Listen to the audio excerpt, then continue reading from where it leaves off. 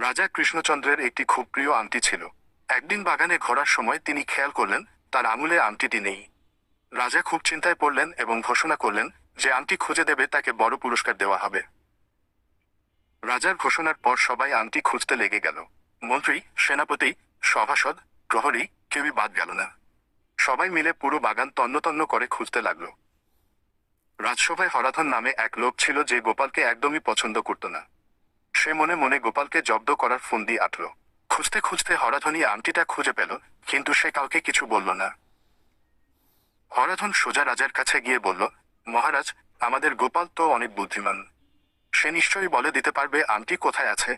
রাজা ভাবলেন কথাটা মন্দ নয়। তিনি গোপালকে ডেকে পাঠালেন।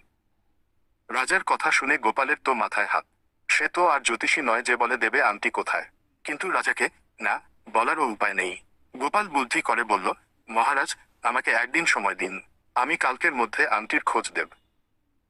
পরের দিন গোপাল বাগানে গিয়ে এদিক ওদিক ঘোরার ভান করতে লাগলো। সে লক্ষ্য করল হরাধন গাছের আড়াল থেকে তার উপর নজর রাখছে আর মুচকি মুচকি হাসছে। গোপালের বুঝতে বাকি রইল না যে এটা হরাধনেরই কারসাজি।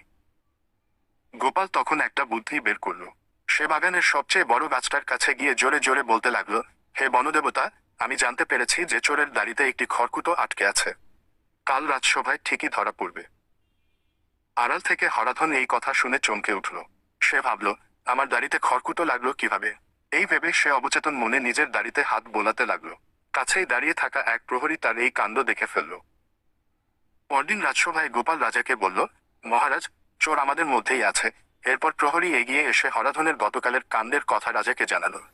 রাজা হরাধনকে জিজ্ঞেস করতেই সে ভয়ে কাঁপতে কাঁপতে সব স্বীকার করল এবং আংটি বের করে দিল।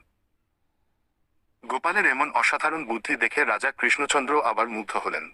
তিনি গোপালকে অনেক পুরস্কার দিলেন আর হরাধনকে তার অন্যায়ের জন্য শাস্তি দিলেন। রাজসভার সবাই গোপালের বুদ্ধির প্রশংসায় পঞ্চমুখ হয়ে উঠল।